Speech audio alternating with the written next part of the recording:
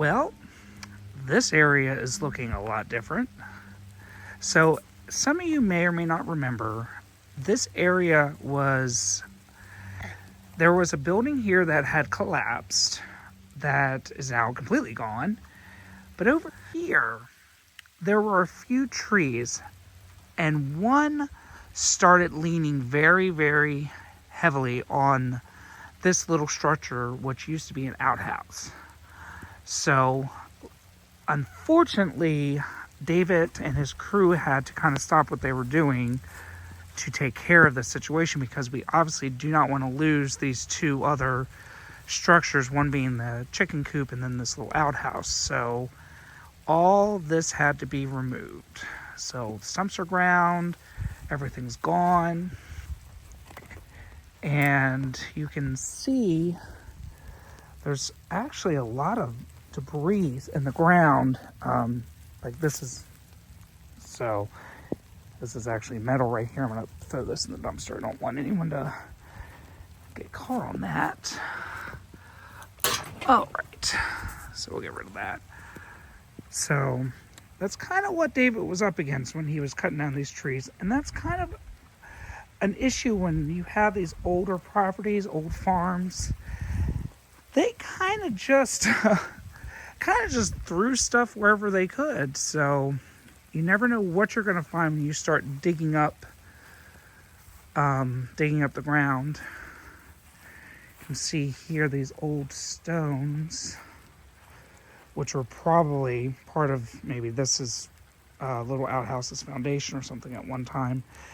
Because I don't know if you guys are familiar with outhouses in the country, but these are actually movable. So what they would do is, obviously, they'd have to dig a hole to use the outhouse. But once they did that, and once they were done with the outhouse, or that area was full of, waste, they would actually pick the outhouse up, move it, and just cover that hole. And sometimes what they would do is they would either use that hole as a trash pit, or they would plant like a lilac bush or something that smelled really good to kind of mask the smell of the outhouse. So that's actually kind of an interesting little thing about outhouses. I remember my great-grandmother's house used to have one.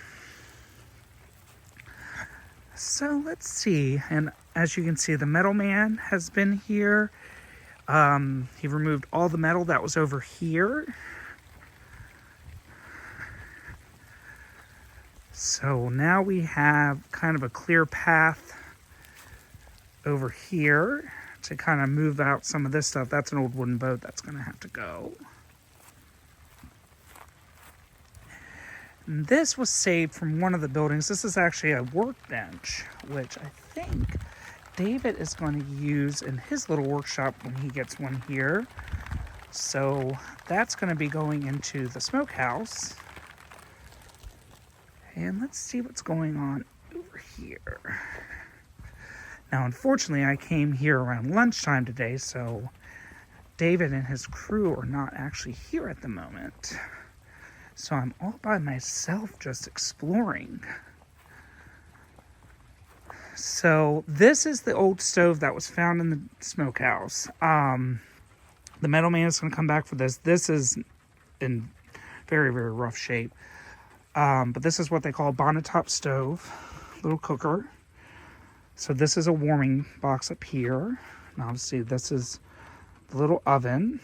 Coals would have been in here, and this is how they would have cooked. And this is how they would have heated not only a room, but actually cooked on it. Now, let's see. Here, this is actually empty now. So let's see. Oh my goodness. You can actually see the floor in here. That is just amazing. Probably the first time in many years that this floor has been unearthed. Now, you'll notice here, these like two pieces of wood that are sticking out of the ground. These are actually intentional. So at one time, there would have been what I call a salter, and I'm please forgive me because I know it's called different things. Some people call them dredges, some people call them salters, some people just call them troughs. But there would have been a wooden log basically that was here that was hollowed out. And they would have cured the meat in there by putting it in natron salt, packing it, and then they would have hung it up here on the rafters. And in some smokehouses, they actually would have built, in the center here, they would have built like a smoldering fire with just embers and ashes. And that smoke would obviously rise up here, and it would just vent out of the ceiling, maybe through like a little hole or something, which this roof has been replaced, so it's missing now. But if you look at the very top there, and you can kind of actually still see part of the feature that would have caught the smoke is right there. Would have caught the smoke, and it would have vented out that way. So the meats would have been salted and smoked and cured, and that's where your hams, your sides of bacon, all those meats would have been cured before refrigeration was available in most houses. And actually, up until probably the 40s and 50s, this was still commonly used in this area. Maybe even up until the 60s and 70s in some places. But you can really see the way it's built now, which is kind of neat. These are, so you see these beams that go this way, those are wind braces. You see that in modern construction, but they're normally on the outside of the post. These are actually tenon through the post, which makes them extremely strong. And this is pretty dense wood here. Now there is some termite damage, but we'll take care of that. It's not too bad for a building this old. That's pretty normal. All right. Well, this is exciting to see this all emptied out. All right, let's go see what's going on in the house.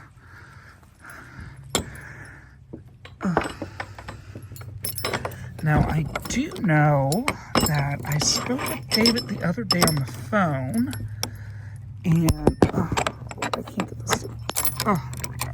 Excuse me. Can't get that thing to go in. And he is still waiting on his lumber delivery to finish off some things. But he did manage to get some things done in the house. So let's see what's happening. It's a little dark in here today, so it's very gloomy. So the window is now safely in the house, stored here in the bay window area. Keep it safe from the elements until it can be installed, which is rather nice. And let's go upstairs. I think that's where they were working last time. Let's see what's going on. Oh, get the light on. I have to say something. All right. So I know David said that they started taking out the walls in this bathroom. Oh, so this is kind of neat. So this is what was behind this like plastic wall board. As you can see, I'll pull this piece back a little bit so you can kind of see this is almost like a prefabricated wall board. They use this a lot in modular homes and trailer homes because it, quick, easy, pops right in. And you can see here this original vintage wallpaper. I'm not sure how old that would be. I'm sure we could find out if we could, maybe look up vintage wallpapers. I would say that's probably from the 40s or 50s, but I'm not 100% sure. If any of y'all know or remember this wallpaper from maybe a house you once lived in, let us know. It'd be kind of interesting. And obviously all this is like an old type of blown insulation, which is all going to come out. This will all be new. Insulation will be put in. This older style wiring will be replaced because that's not code anymore. And this wall has also been partially removed. And you can just see here in the corner, so this is actually an exterior wall here. So this room we're in, which was a bathroom that was added later, wasn't always here. This is actually, this floor is the top of what was a roof. And then where this door was, would have been a window. So this room wouldn't have existed when the house was first built. This was an addition. So, kind of cool.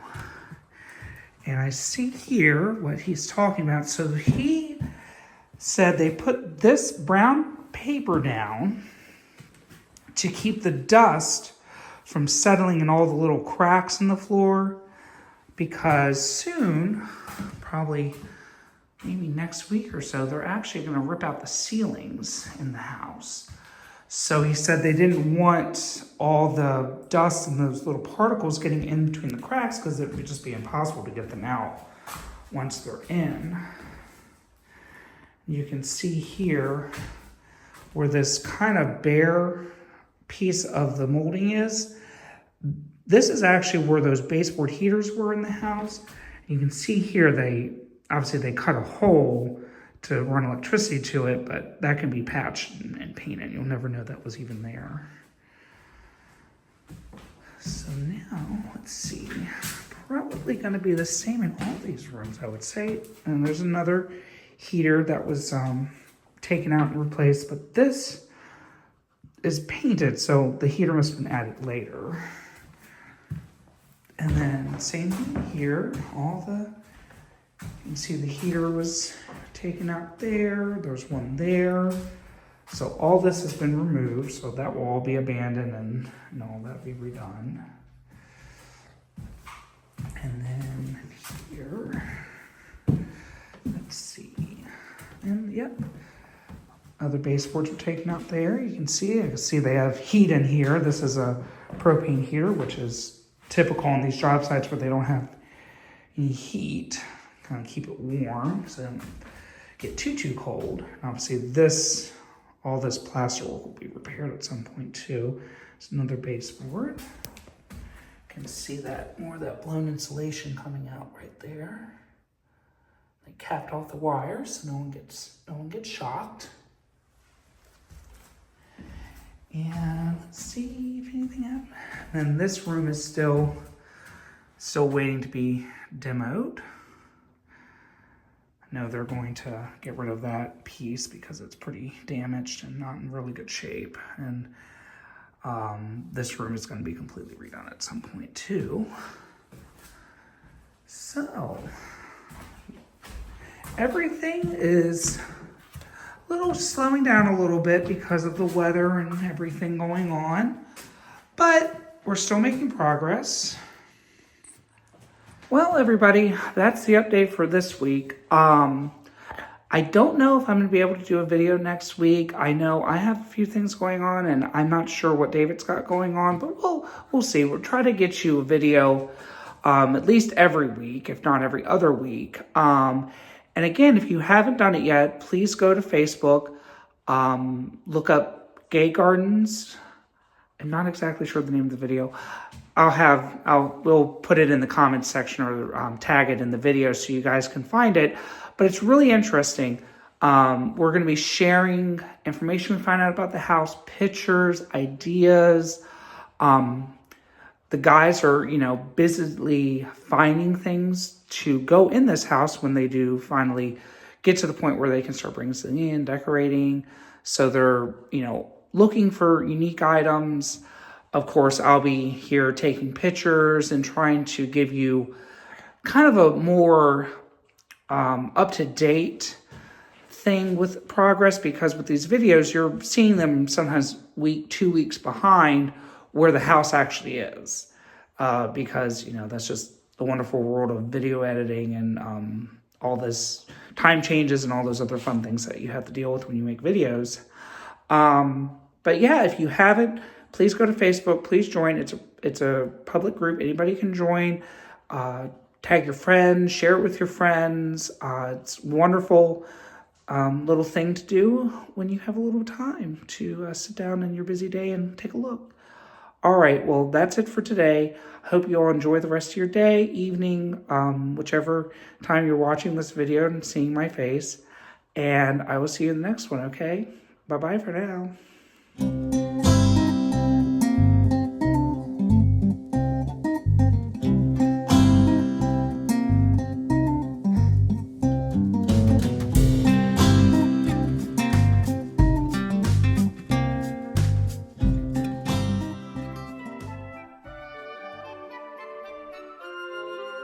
Remember to like, subscribe, and hit that notification button.